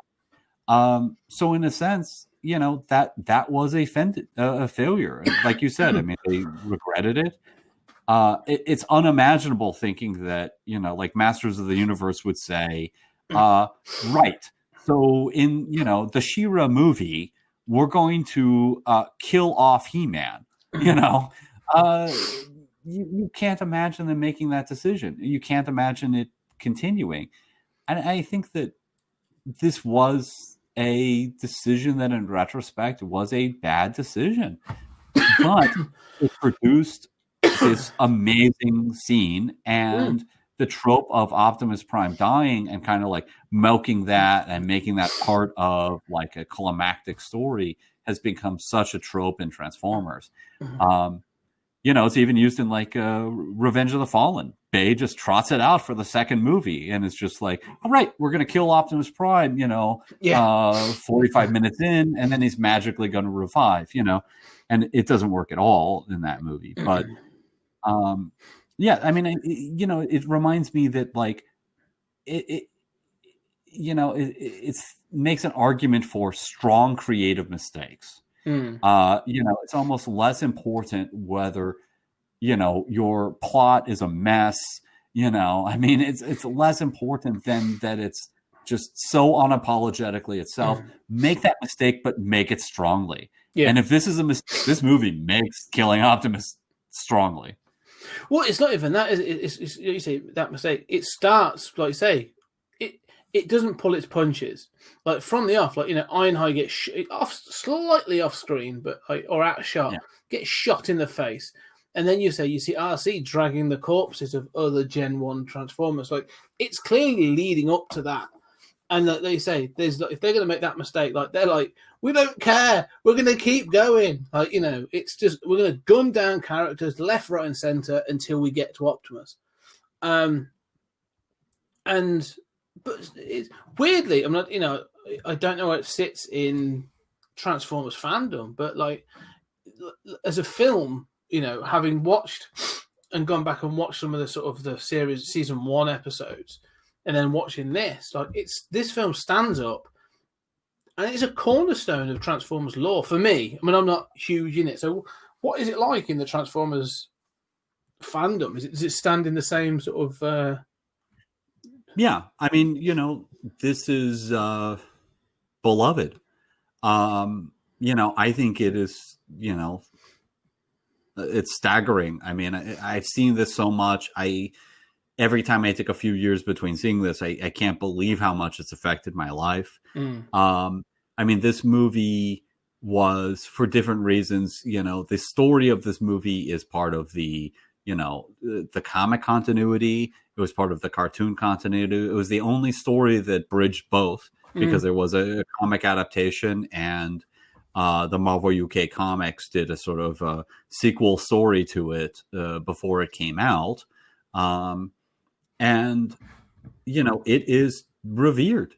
And I think, I also think that, Vince DiCola has talked about, like, nobody remembered him, and he would go to conventions, and these Transformers fans would just come up to him and just say, like, I love your music, man. I mean, there's a group called the Cybertronic Spree that is people dressing in cosplay of the Transformers, and they started by covering the song from this movie, and it's like the most amazing, just glorious fan thing you've ever seen in your life. I'm going to stop you right there. I'm going to stop you right there. Yeah. Everybody, if you are watching this on YouTube, if you are listening to this, seriously stop. Go to YouTube and watch them. They are absolutely fucking ace. I went down a bit of a rabbit hole watching them the other day. Their costumes are outstanding. RC is really good, and the hot rod sort of started as the front man. But I mean, they're the Hasbro is releasing this HasLab Unicron. I mean, obviously that's based on the movie designs. I mean, G1 continues to be by far, G1 is the sort of retronym for all of this stuff, before Generation 2 and Beast Wars. And, the movie is the pinnacle of G1. And I don't think anyone would really argue that. And you still see those G1 designs just are kind of evergreen. They keep coming back. There's a handful of characters that, have attained that same sort of classic status since, that have, are just amazing characters. But it's the G1 versions of things, and even G1, retroactive kind of reimaginings of the new characters that people want to see. And that HasLab Unicron, you do the math, and it's like they raised $6.8 million or something. I mean, I think they did more than that. Ultimately, if you run the numbers, like you're talking like around $10 million or something to produce, of people saying, "Yeah, I want that Unicron toy that I never got in 1986," and I want it to be 27 inches tall. And Transformers fans, I think this occupies that kind of place. And Transformers fans are disproportionately G1, and of G1, this is the pinnacle. It's not that, I mean, if you grew up on Transformers Prime, this isn't your thing, but you probably still respect it because everybody does. Yeah, it's where it all started, isn't it? And it is that it's because it takes so many risks. I just think I do love it. It's great. You say about Vince DiCola as well, because to me, although I know he did this, I know him from the Rocky series as well. So to me, like, Vince DiCola has sort of has soundtracked a large portion of my workouts over the decades. Well, you know, when I was watching the interview at the end of the re-release in theaters, and it had an interview with Stan Bush, and you know, I mean, at the you know, when I was a kid, I just like I said, I got into Weird Al. I mean, I would just buy soundtracks of any movie that I was into. You know, it was hard to get. You know, I mean, this was hard to even get on VHS for a long time.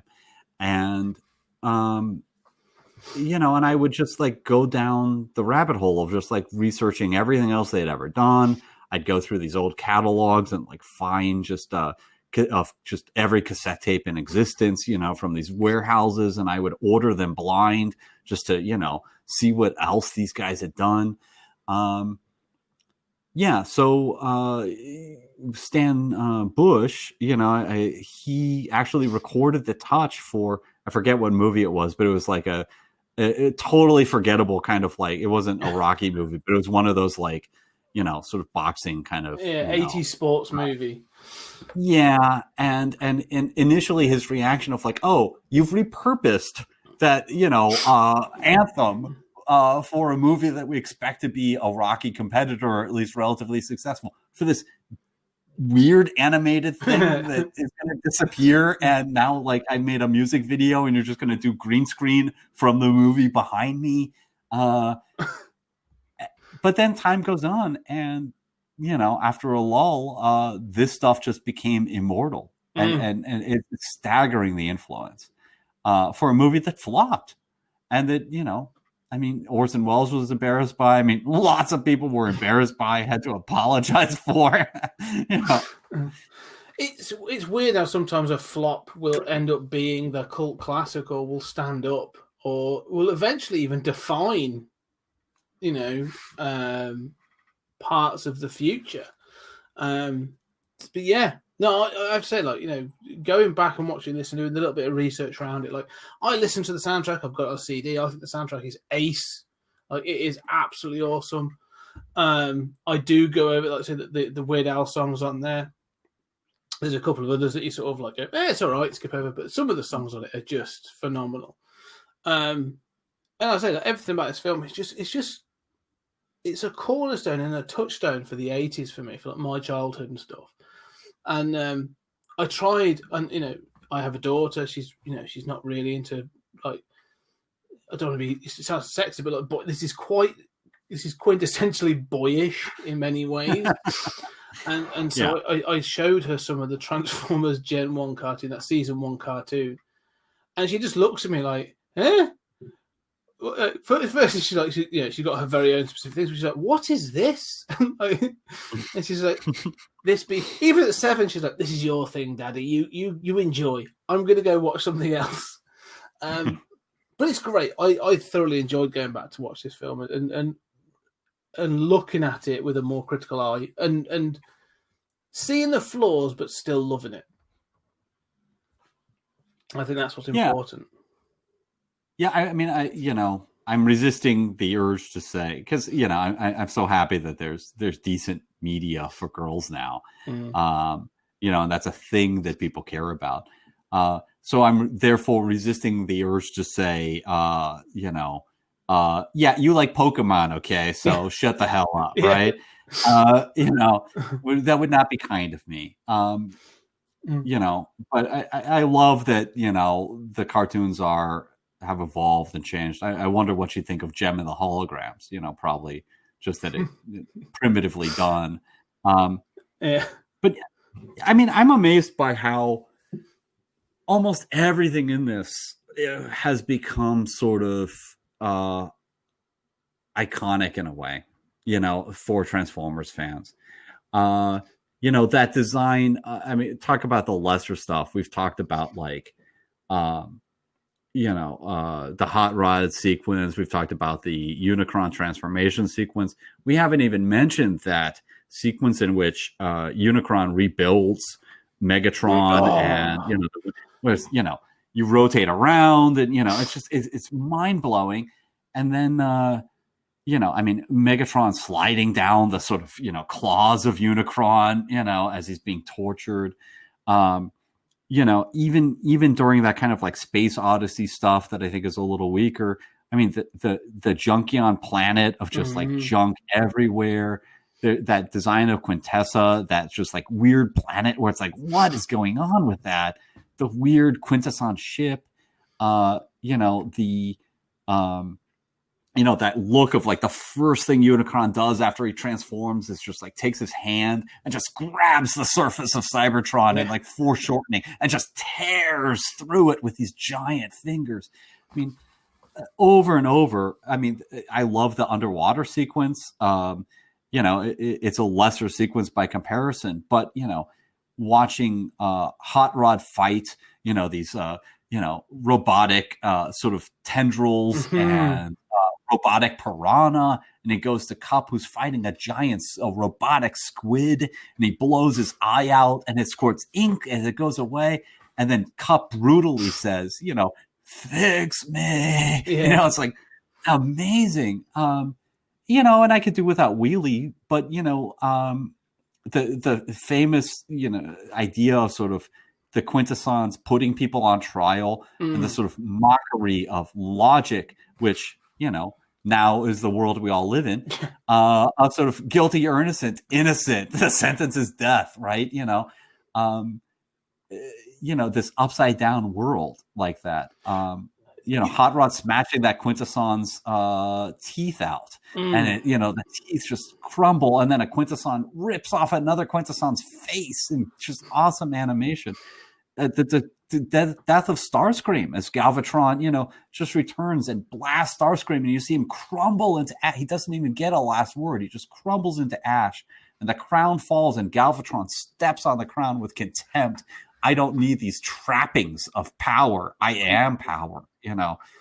There's so much in this that just might be wacky, crazy ideas that have been stitched together in this Frankenstein monster of an orgy of rock and roll and, craziness. But all of those ideas have lived on and become sort of iconic for fans of this movie.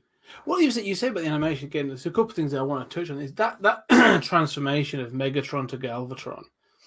When you watch it back on, if you go back and watch it, say like YouTube, like VHS quality, like it looks okay, it looks good. It's got neon pink, sort of like that blueprint, sort of like framework of it. It goes into his insides and sort of how it works.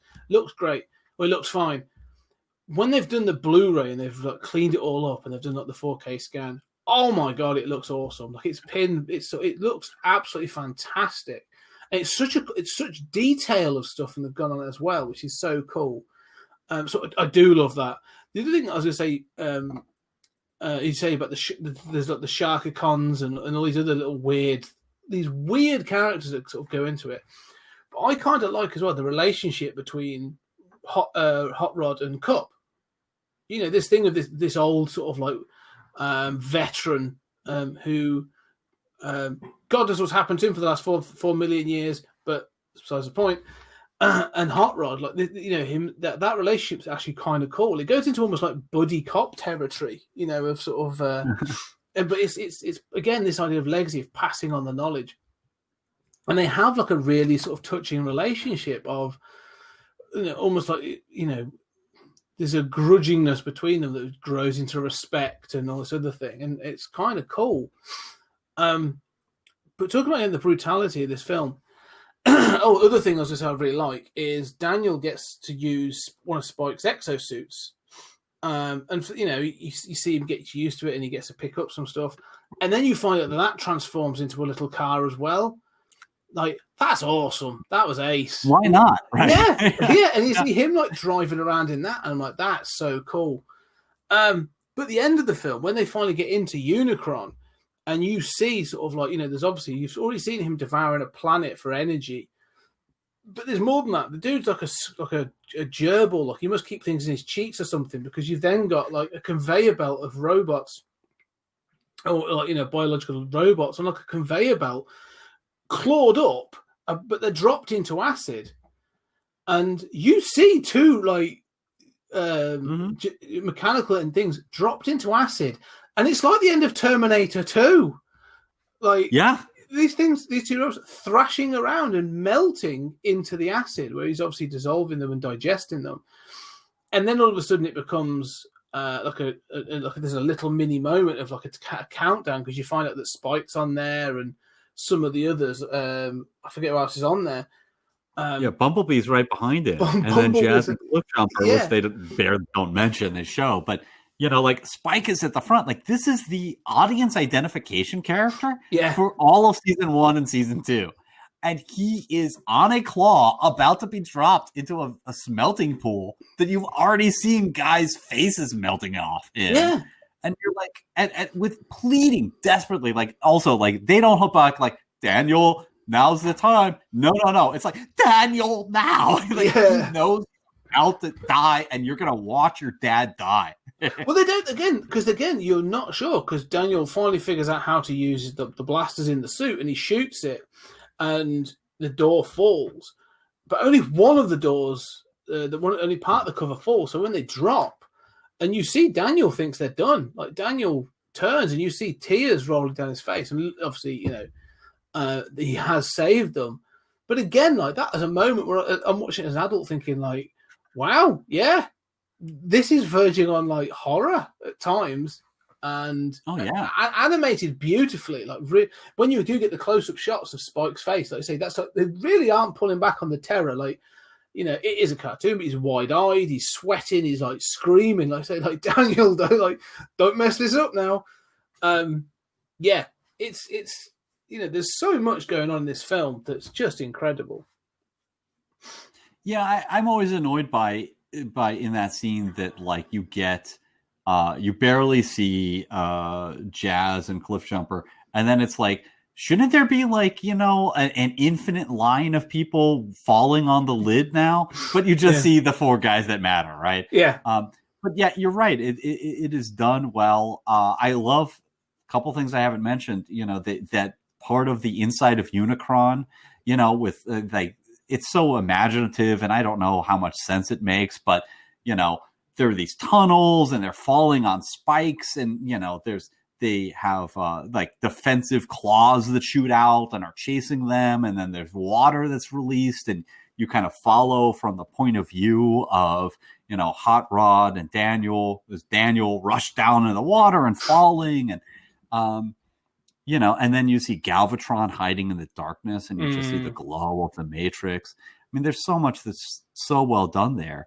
And then I was thinking on the planet of junk, as the Junkions attack. I don't know why they wait until after, Galvatron is attacked, having just been told in the previous scene, like, he's just crossed all that space. Doesn't matter.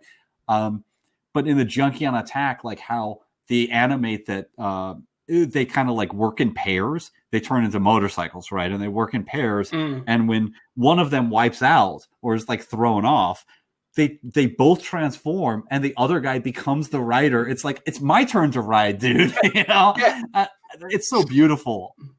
It is. It's some great, again, it's just some great ideas throughout all this. You say about Unicron, one of the things I actually really like about it is because, again, it's for the convenience of the film, really, I suppose. It gives them a landscape in which to do things.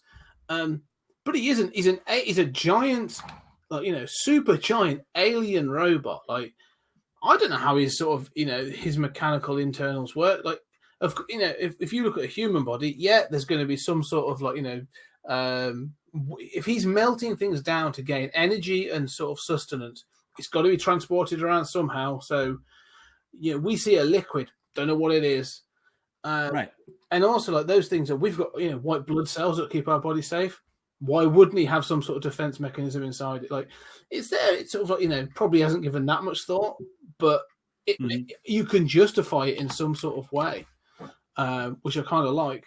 But the other thing, I do like the smelting of the beginning. Like, they see, like, you see those pistons crunching, the initial planet, and then I do wonder, like, it's very inefficient to, like, have that system and then be like, wait, we're going to put everybody on hooks and have them on a conveyor belt and drop them in a bit of that. But you're right. I mean, it just works dramatically. Right? Yeah. Sorry to interrupt. No, that's it. Because the other thing as well, that scene with Galvatron when he steps out the shadow and you see the eyes and the matrix of leadership, and he sort of confronts Hot Rod.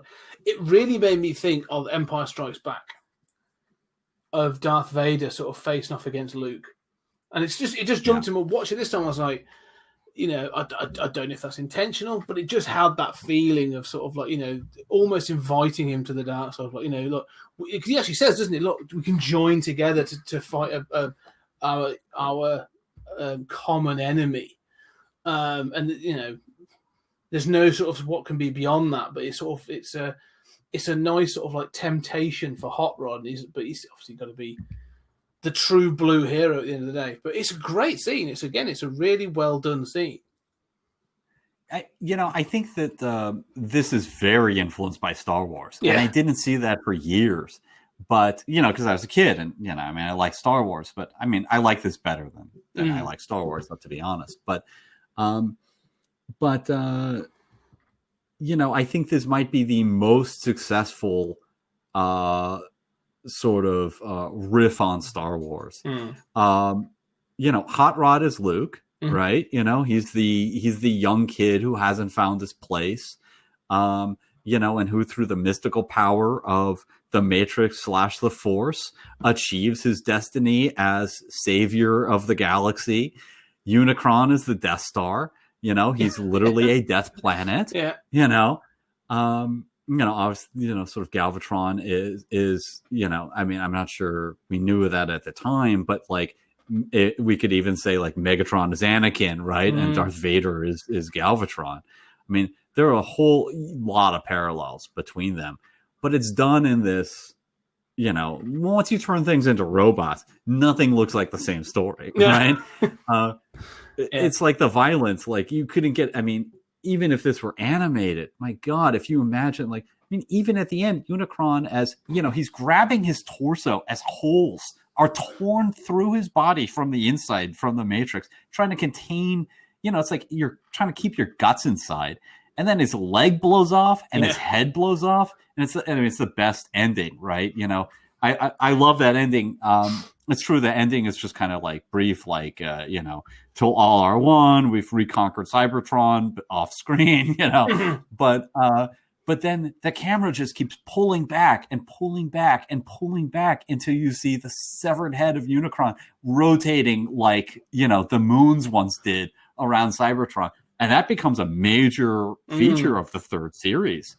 That's, that whole severed Unicron head is also, with its eyes blown out, is also like a sort of iconic image now.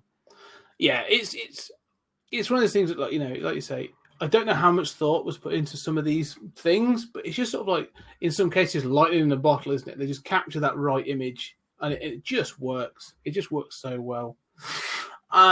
Looking at the time, so I think we're going to sort of look at to wrap up now, because there's so much more we could do, but I think we are going to do a sort of a sister episode. We're going to delve into the wider Transformers universe from 1984 onwards, even right up to I don't know if you've seen it yet, but on Netflix there's the War of Cybertron 6-part anime, which we will definitely talk about because I watched that and I thoroughly enjoyed it. We will do that on 20th Century Geek. But fun like this, so just final thoughts then. Please tune in. Yes, please go and find it. But final thoughts then on Transformers the movie 1986. This movie changed my life. I adore it to this day. I am always confused and surprised by the fact that I am like a really structural thinker and a really structural creative writer myself. And the stuff that I like the most is, like we talked about Videodrome, where it's like, none of that really makes sense. Transformers, like it's filled with problems, but it just takes every crazy idea and just throws it in. It's like, robotic sharks, why not? Like that's cool, dude. Just put it in. There's so much that should have just been censored, not out of good taste, but just logic that just gets in here.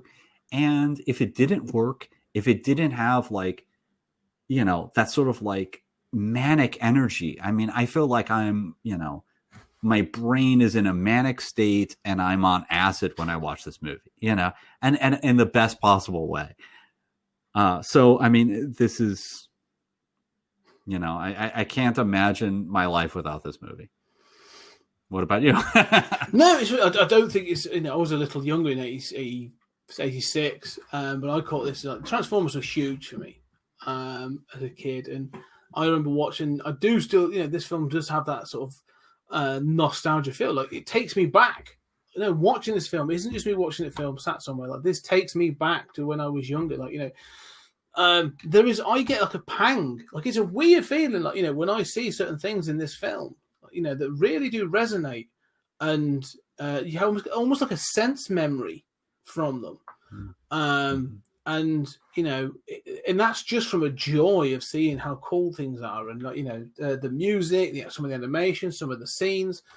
But watching it this time with that sense of sort of, you know, to try and understand or, you know, to look at these things, like more's there. You know, like you say, whether it was intentional or not, but there's so much more there. This idea of legacy characters, of sort of like stepping up, and the change that's going through, the risks that were clearly taken by Hasbro and stuff, and whether they paid off or not. But like, this is quite a brave thing. And so to see it now, I can understand why people of a younger age will come to this and go, yeah, not for me. You know, I can see why. Because animations and storytelling, animated storytelling has progressed and become more sophisticated and better and more diverse. But it starts in places like this. You know, I mean, this isn't Disney doing their sort of stuff. This is a toy company looking to sell more toys, taking a real leap. And so, I don't know, there's just something about this film that I really enjoy.